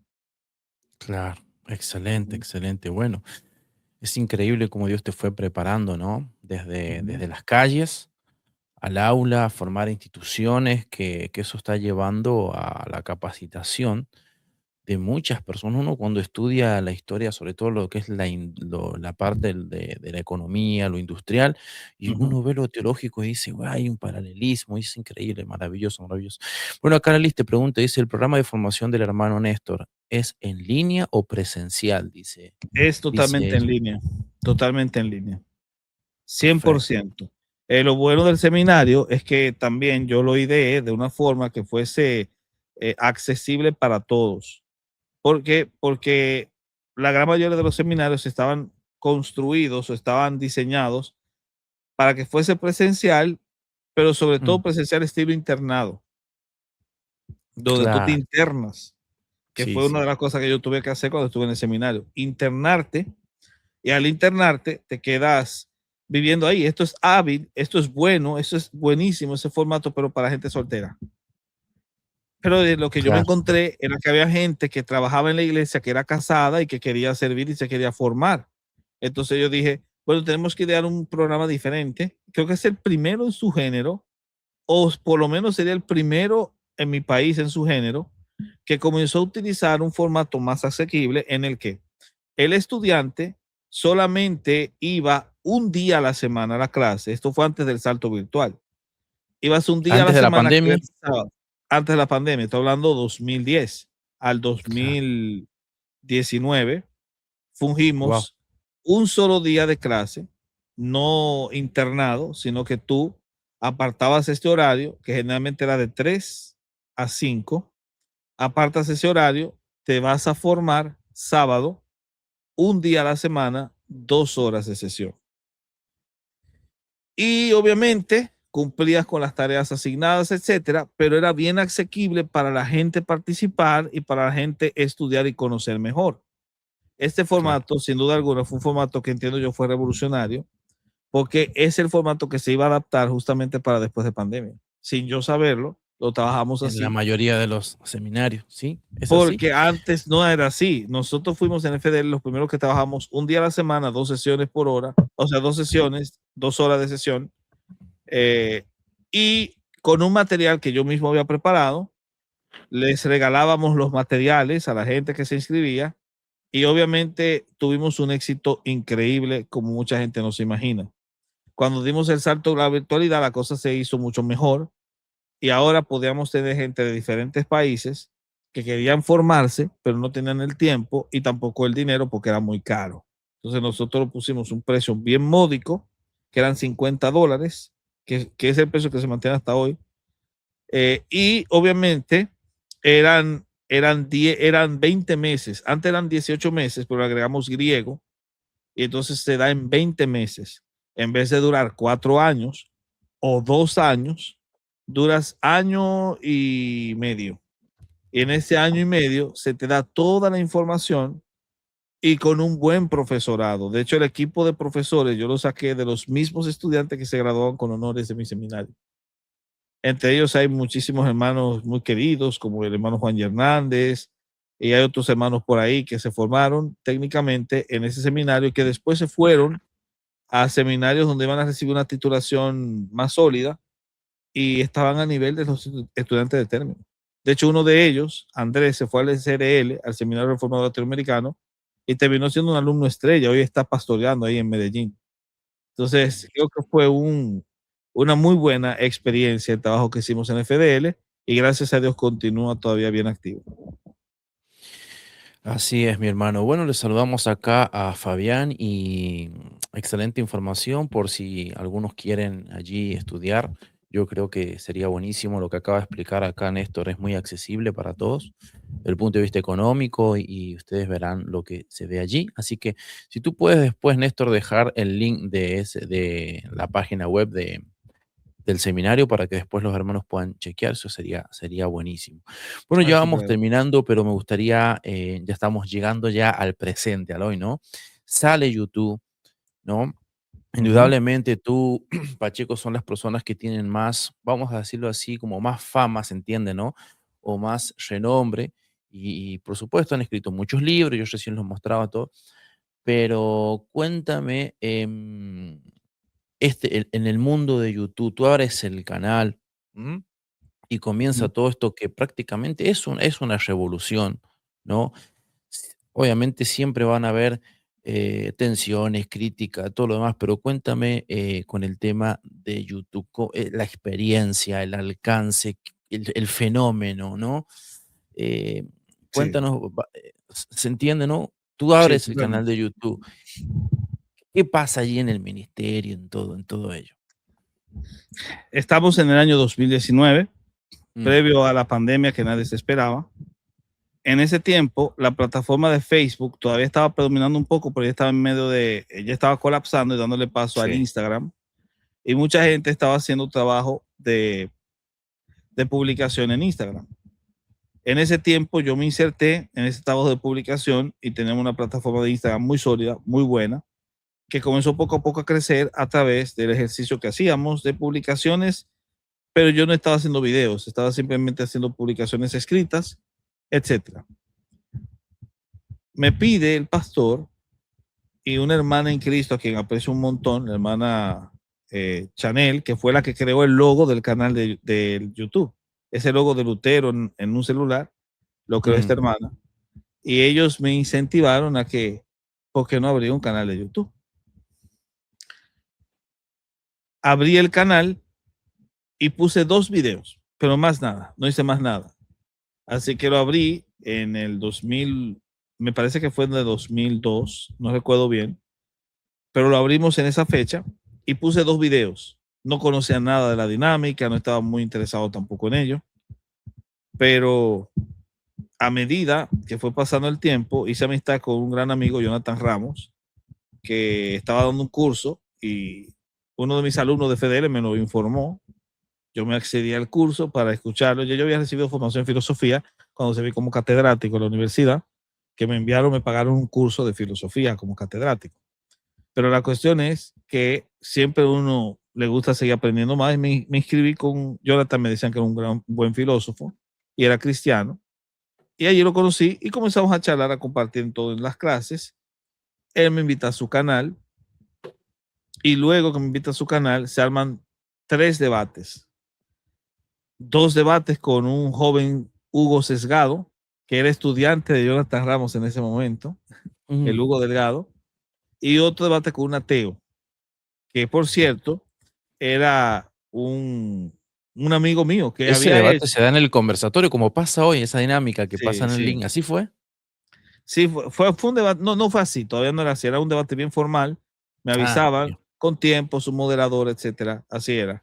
Fueron 2 debates con Hugo Sesgado y uno con este muchacho que se llamaba Ateo, ¿cómo era que se llamaba?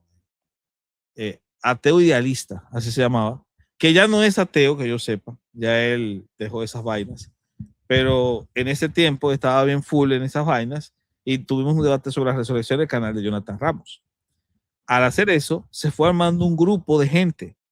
Un primer grupo de WhatsApp que hicimos, que era de un club literario, que ahí es donde está Gina Martí, que por cierto está por ahí, y comenzamos a hacer cursos independientes, que de ahí nació una nueva iniciativa que aparte de FDL era de hacer cursos independientes de 5 semanas, que ya funciona como un proyecto aparte de FDL, que se llama Cursos de TR, y que son los cursos que muchas veces usted va a escuchar que yo promociono en el canal, y los cursos con los cuales nosotros cubrimos los gastos de la gira y todo eso.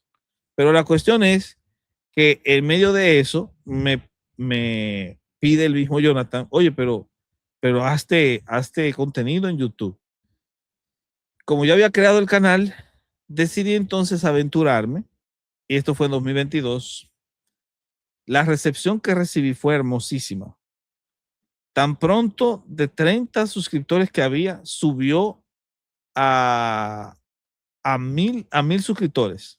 Pero te digo así, en un rato. Algo de repente, ajá. ¡Pum! 1000 suscriptores. Ya podía hacer live con 100 suscriptores.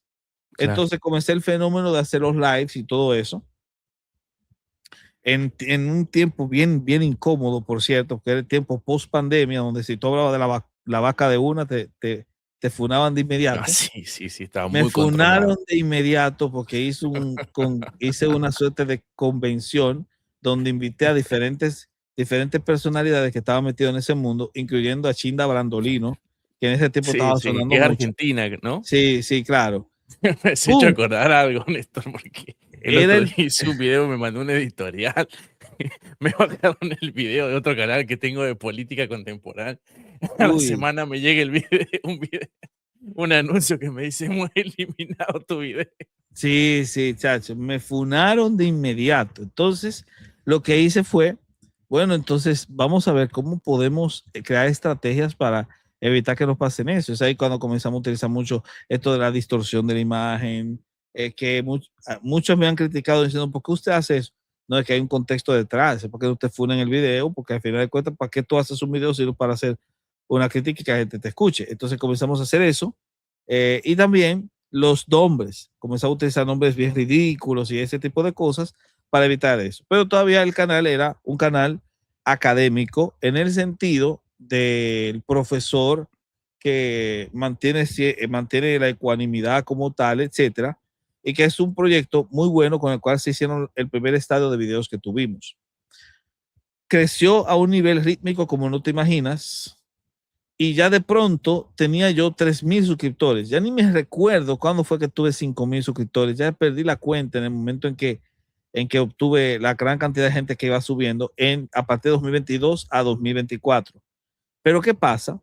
Que en el interim, creo que fue en el 2023 o 2024, ocurrió lo de Santiago Alarcón. Ya yo venía de una tradición debatiendo con el Hugo Sesgado, que en ese momento estaba creciendo. Con Santiago Alarcón interactuabas así, digamos, lo invitabas. Habíamos interactuado, como claro. En el momento en que estábamos comenzando con el canal, él me invitó a su canal para poder hablar sobre si el cristiano era correcto que usara armas o no. En un tiempo muy marcado, colaboramos de esa manera. Creo que fui una vez, y también me invitó a debatir con José Plasencia en su canal sobre la Eucaristía. Ese fue otro elemento que me permitió ir a su canal como tal, y obviamente se hizo un trabajo interesante en ese caso. Él sirvió de moderador en un debate entre Jonathan Ramos y mi persona sobre el paidobautismo. Así que por ahí comienza más o menos a irse más conociendo el canal como tal. Durante un tiempo mi objetivo era hacer estudios teológicos con la gente, como los que hago. Por ejemplo, ayer hicimos uno sobre cómo estudiar las parábolas, pero al mismo tiempo también hacía críticas de corte geopolítico. Vuelvo a decirte que me fundaron un video por ese tema. Claro.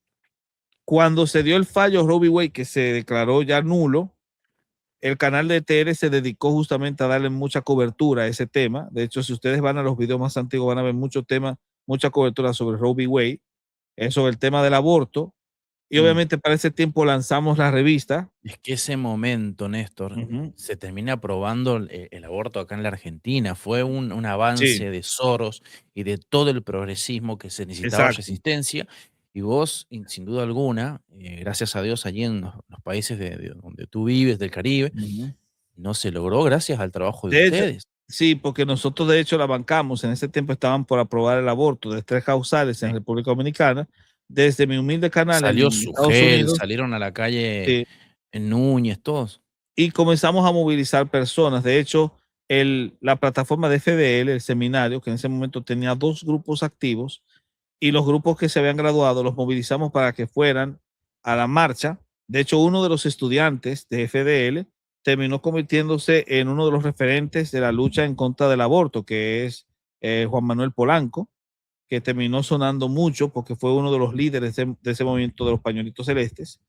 Y Mm, técnicamente eso fue con apoyo de FDL. Fue muy buena la experiencia que se tuvo, sin duda alguna, pero cuando sucedió lo de Alarcón, aunque ya veníamos haciendo trabajo de debates frente a papistas y tenía ya una colección ya de videos donde estaba haciendo críticas en particular, el fenómeno Alarcón hizo que se dispararan las cosas. Entonces, al principio, por un tema de confianza de que este muchacho iba en un momento dado a abrir los ojos y a darse cuenta de que había cometido un error, eh, no le, trataba de hacer un ataque sin mencionar a la persona de Alarcón. ¿Entiendes eso? Pero cuando comenzó a utilizar su canal para comenzar a atacar a los protestantes como tal, bueno, pues entonces yo decidí darle un rumbo que no claro, lo decidí yo realmente, debo de ser sincero. El canal tomó ese rumbo. ¿Por qué? Porque claro. a partir de ahí lo que yo decidí hacer fue, vamos Claro, primero a hacer a una, ver si es más o menos así. Cuando tú ujú, dices eso, ¿no? El canal, lo que vos estás diciendo, obviamente, porque uno tiene un canal, yo también lo tengo, pero no es solamente, de hecho, vos siempre lo decís, solamente es tu persona, de una forma autoritaria, imponer, sino que hay mucha gente detrás, ¿cierto? Que te ujú. ayuda, la misma comunidad que te dice, vamos por acá. Es a eso más o menos lo que. Exacto. Más que todo, el canal mismo respondió a la necesidad de la gente.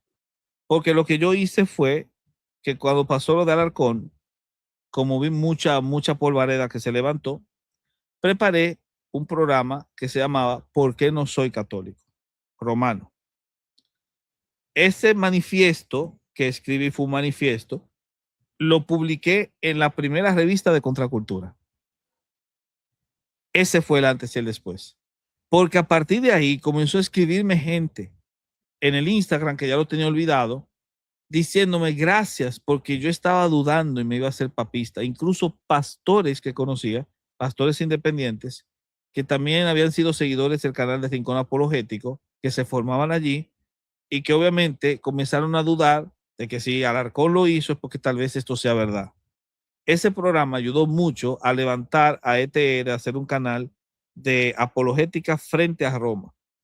Entonces, a Claro, partir de ahí, yo comencé a hacer trabajo de ediciones de videos enfocados en atacar los argumentos principales que tenían los apologistas de Internet.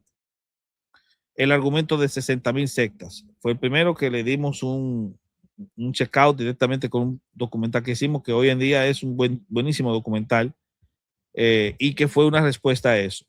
El tema de si las iglesias eran medios de salvación, ¿qué sentido tenía la apologética católica romana cuando su propia iglesia reconocía que las congregaciones protestantes son medios de salvación? Entonces, frente a todo eso, comenzaron a aparecer figuras como Hugo Delgado, comenzaron a aparecer figuras como José Plasencia, que comenzaron a atacar el canal.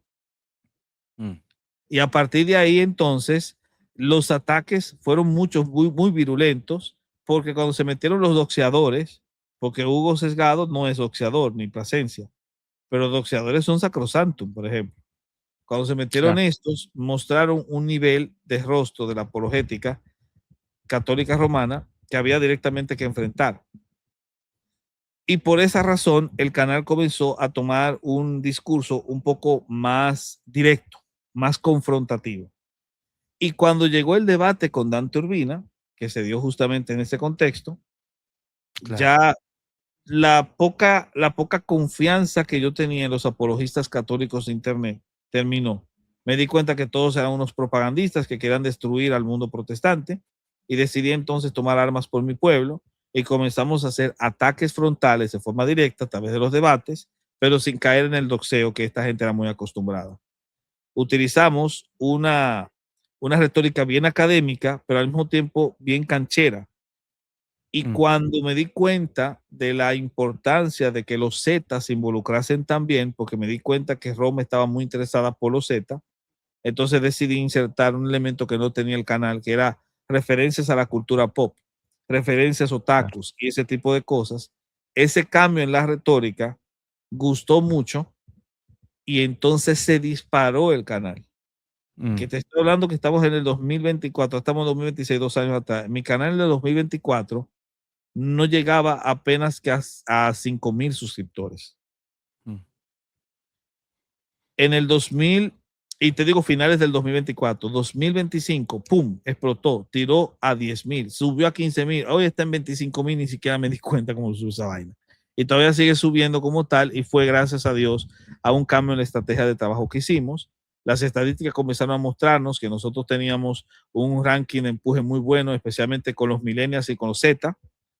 Los Z comenzaron a apoyar muchísimo el canal y de pronto, de buenas a primeras, alcanzamos en el 2020, el canal se creó más o menos 2022, pero cuando yo comencé a trabajar en el canal fue a partir de 2024, ¿te das cuenta? O sea, ahí fue que comencé a hacer lives y eso. 2025, 2026, estamos ahora en 2026, ni siquiera se ha terminado, mitad de 2026, el canal creció de una forma como yo no me lo imaginé, porque ya comenzamos a hacer contenido más amplio, se formaron unas comunidades muy estables alrededor y el trabajo que hicimos con la Alianza Evangélica en un tiempo, luego con el bloque protestante, pero sobre todo el trabajo independiente que hicimos nosotros desde el canal del Teólogo Responde, en colaboración con los demás hermanos que apoyaron mucho, sobre todo los canales, mi querido hermano Pacheco, el hermano Veloz, el hermano Barragán, todos estos muchachos que han hecho un buen trabajo como tal, también comenzaron a buscar apoyo en el contenido que producíamos, porque era un contenido de alta calidad, y eso explotó el canal como tú no te imaginas. Así Hoy en es. día, nosotros tenemos un total de 6 millones de vistas, superando incluso el canal de Rey Jesús Miami de Maldonado, que apenas llega a los 4 millones de vistas y es un canal con mucha más gente y es un canal con mucho más tiempo que el mío. Sí, sí, vi esa reacción, me pareció Ujú. interesante, ¿no? Y tú explicas ahí, lo acabas de decir, ¿no? Cómo tienes que virar desde el profesor, hacerlo más didáctico, cambiar un poco la retórica para alcanzar también. Y es cierto, o sea, la Iglesia Católica quiere capturar ese grupo, canoniza a un santo que es un joven que le llama de la. Iba por ahí la cuestión. Bueno, para ir terminando, Néstor, después de hablar de tu conversión, de tu formación y tu experiencia, ¿no? Como ministerial, la pregunta es,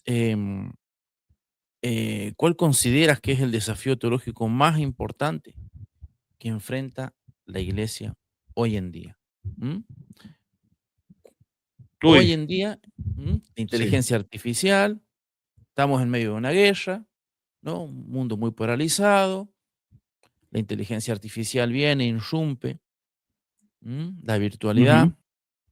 pero ¿qué es lo que tú consideras que es el desafío ¿m? Teológico más importante que enfrenta la iglesia hoy en día? Tú como teólogo, Mira, ¿qué responderías ahí? yo respondería directamente a esa pregunta diciéndote lo siguiente.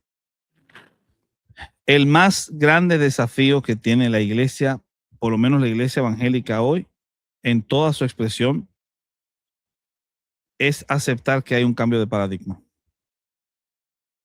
Mm, que el mundo cambió tras la pandemia y que las estrategias con las que antes trabajábamos ya no van a funcionar.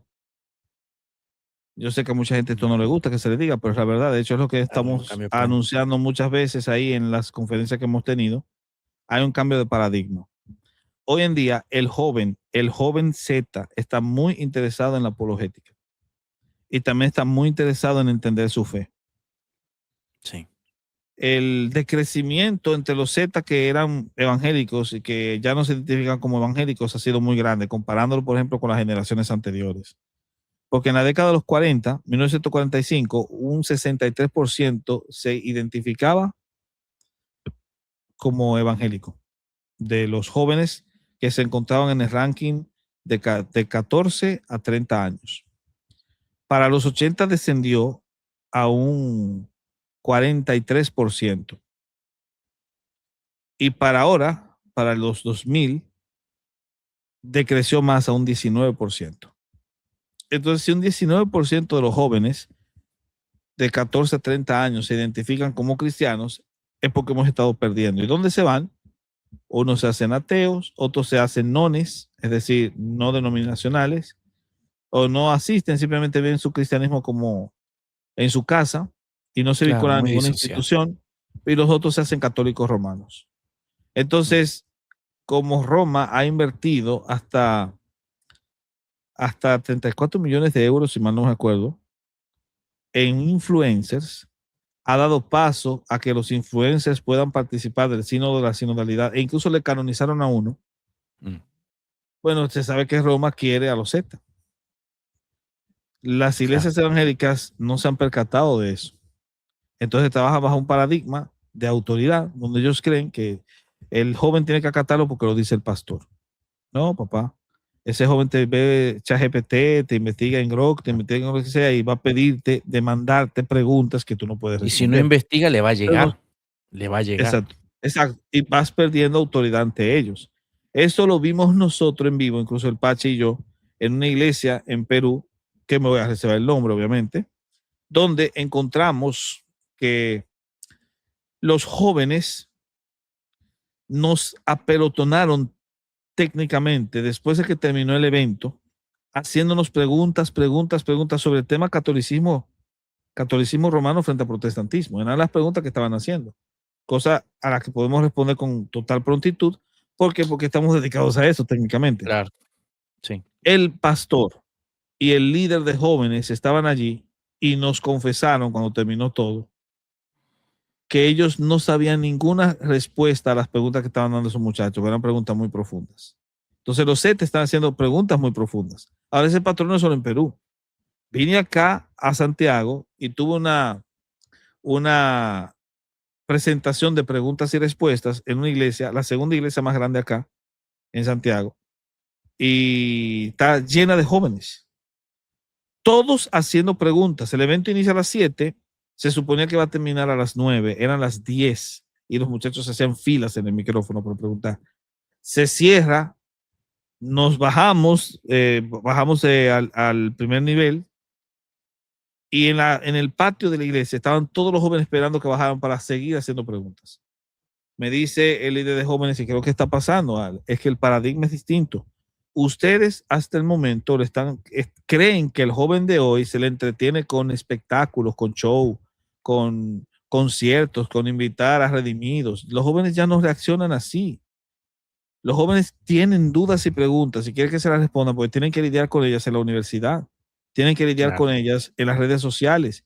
Y estamos atravesados por las redes sociales. Tienen que invertir en eso, tienen que invertir mejor en sus plataformas. Muchas de estas iglesias tienen canales de YouTube y lo que hacen es almacenar contenido porque ni siquiera tienen un formato de interacción con la gente que está suscrita, que es una investigación que justamente presenté en el canal. Iglesias que tienen miles de miembros, pero la mayoría de los miembros ni siquiera asisten al canal de YouTube de su iglesia. Y son gente que consume YouTube. ¿Ves? Claro. La iglesia presenta los cultos en vivo, los transmite. Nadie ve esas cosas, nadie ve esos bodrios. ¿Por qué? Porque los vivos tienen que ser así, como lo estamos haciendo ahora, interactivo, donde la gente que está hablando sabe que los estamos escuchando, que yo sé que Naisel Pacheco Varela está entre nosotros, que Siervo Amado 2404 está con nosotros, que Christianity Today está aquí también. O sea, que se saben que pertenecen, que están allí y que se les puede escuchar y que puedan hacer preguntas. Cuando tú tienes una iglesia transmitiendo un culto en vivo, nadie está atento al chat. No hay nadie ahí. Simplemente se queda como espectador viendo un sujeto hablando a la distancia. Entonces, ese tipo de cosas enseñan que las iglesias están boomereando demasiado con el tema de las redes sociales. No se percatan lo importante que es y no se dan cuenta que hay un cambio de paradigma. Que ahora el paradigma que hay es apologético dogmático. y que tú tienes que enseñarle a los Exactamente. jóvenes eso. No los puedes infantilizar. Tienes que darle espacios para preguntas y respuestas, conferencias apologéticas, donde ellos puedan explayarse mejor. Tienes que invertir en plataformas educativas y tienes que incluso dar paso a que hablen los influencers. Digo influencers porque es un término con el que estamos familiarizados, pero que Claro. hable la gente que está haciendo contenido en YouTube y no simplemente que lo vean como tiktokeros, porque lamentablemente todos nosotros estamos atravesados por las redes sociales. Ese es el nuevo paradigma de un cambio de era. Ya no vivimos en la posmodernidad, vivimos en la hipermodernidad y hay muchas iglesias que nos han dado cuenta. Entonces creo que eso ha afectado mucho a muchas congregaciones porque no han entendido ese cambio de paradigma y por eso se están yendo los jóvenes. Excelente. Bueno, Néstor, espero que lo hayas pasado bien. Esto ha sido todo, ¿no? La verdad, un placer para nosotros compartir con vos. Así que muchas gracias. Gracias por aceptar mi Claro, invitación y por estar aquí, ¿no? Estamos comenzando este nuevo proyecto, de este nuevo canal y vamos a ver hasta dónde Dios nos pueda llevar. Unas palabras finales para cerrar ahí. claro que sí. Antes de todo, hay un hermano que hizo una pregunta. Es el hermano Christianity Today. Sí, tengo curiosidad. Néstor es dispensacionalista Ah, pactual. ahí Bueno, está. yo soy pactual. Soy pactual porque soy bautista. Y soy bautista confesional. Es decir, no soy un bautista aconfesional que puede ser lo que le dé su regalada gana. Soy un bautista confesional y como bautista confesional me someto a la Confesión Bautista de Londres de 1689. La Confesión de Claro. Londres y la teología bautista vinculada a esa confesión es netamente pactual, totalmente Por pactual. tanto, De hecho, sos hay un libro, reformado. sí, hay un libro muy bueno que se llama De la sombra a la sustancia, Samuel Renihan Jr., Sí. que te habla de la teología pactual de los bautistas. Ahora, los bautistas pactuales no son paidobautistas, porque no se necesita ser paidobautista para ser pactual. ¿Entiendes? Los bautistas tienen una comprensión diferente a los presbiterianos de lo que es eh, el bautismo como tal y que les permite ser coherentes con su teología pactual.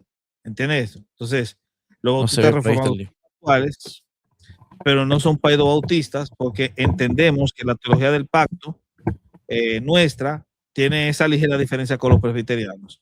Porque para los presbiterianos, el pacto de gracia es el mismo desde Abraham y el bautismo es un reemplazo de la circuncisión y por eso bautizan a los hijos de los creyentes.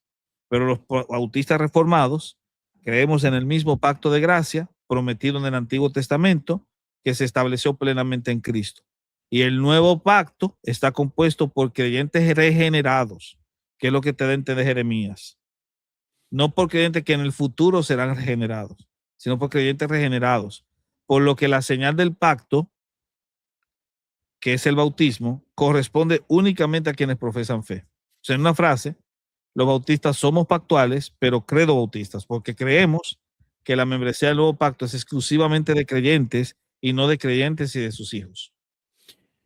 Ahí está. Entonces no es dispensacionalista, sino que es Ujú. pactual. Bien, y con la tradición reformada de los bautistas. Bien, Néstor, vamos terminando. Unas palabras finales ahí a la audiencia, a aquellos que te han Sí. escuchado. Esto ha sido tu testimonio, ¿no? Bueno, para mí ha sido una bendición. Le agradezco sobre todo a toda la comunidad, tanto de este canal como ser la comunidad de TR, que se la bancaron para venir también a disfrutar de esta entrevista. Ustedes son unos cracks, saben que los respeto y los amo muchísimo. Y te agradezco sobre todo la oportunidad que me has dado de poder compartir juntos acá. Tenía tiempo que no hablaba de eso, me gusta. A veces se necesitan análisis donde uno pueda hablar un poco de cómo ha sido la historia de uno. Uno a veces no lo hace porque entiende que tal vez la historia de uno no ha sido tan interesante, pero sí, creo que hay mucho que decir. Absolutamente, absolutamente es así. Bueno, le damos aquí un aplauso a nuestro hermano Néstor. Ahí está. Gracias, hermano, por estar. Nos vamos a ir con la canción Vamos Orando, que es una canción que, no sé, a ver, tú que lo conoces a Pacheco, ¿esa canción la escribió él o es una canción que la terminas versionando? Vamos orando hasta que caiga el poder, eso. ¿Cómo dice No, la canción?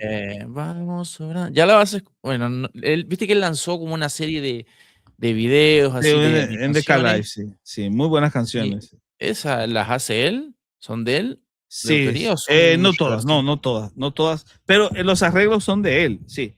Los Ajá. arreglos musicales son de él, pero las letras no todas son, algunas sí. Por ejemplo, creo que las dos primeras son ya himnos nacionales del canal de Esto no dijo Can, Mm, la de Mi Changarrito, ¿verdad? Y creo que hay otra también, sí.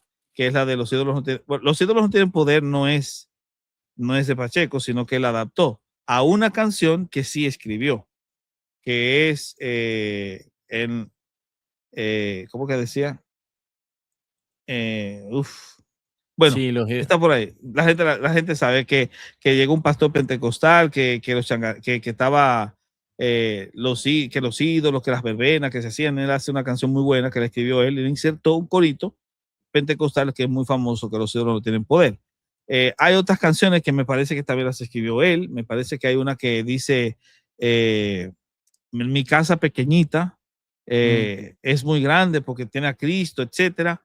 Esa me parece que es de él. Pero, por ejemplo, la canción Victoria, la victoria mía es, que es la penúltima, mm, no, que es la última, y la canción anterior, que es Señor Hazme un Radical.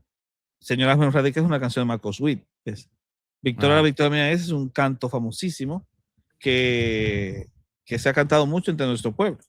Sí, y claro. hay algunos himnos también que él tiene ahí, unos himnos Claro que son. Sí, sí, que ya son himnos de cabecera que tienen larga data en la historia de nuestro pueblo. Me parece que del disco que tú mencionas, 4 canciones deben ser de autoría, no, 2, como 5 o 6 canciones deben ser de autoría de Pacheco. mm, Las demás son ya himnos recontra famosos. así es. Bueno, Néstor, espero que no sea la última vez que estés por acá, ¿no? Es la primera, No, por pero supuesto que no. bienvenido seas y podamos seguir interactuando. Gracias, hermano. Dios te bendiga. Tremendo, me quedo. Bendiciones. Nos vamos, suscríbanse al canal, nos vamos con esta canción, vamos orando. ¿Mm? Ahí va a sonar, ¿no? Y como siempre les digo, el mundo pasa y sus deseos, pero el que hace la voluntad de Dios permanece para siempre. Bendiciones. Esa canción es un arreglo. ¿Esa canción de quién? Oíste, esa canción es un arreglo. Tiene arreglos de él. O sea, hay letras que son de él, pero la base musical me parece que la hizo él, pero la letra inicial es de un himno, es de un corito famosísimo que estamos orando hasta que caiga el poder. Él parece que le hizo una adaptación, fue muy buena. Está muy buena, me encanta esa canción. Pues ya tú sabes, papá. Dale, nos vemos. Sí. Bendición. Allá en el monte el sol ya declinaba, las multitudes sedientas ven en él las profecías que el texto les habla.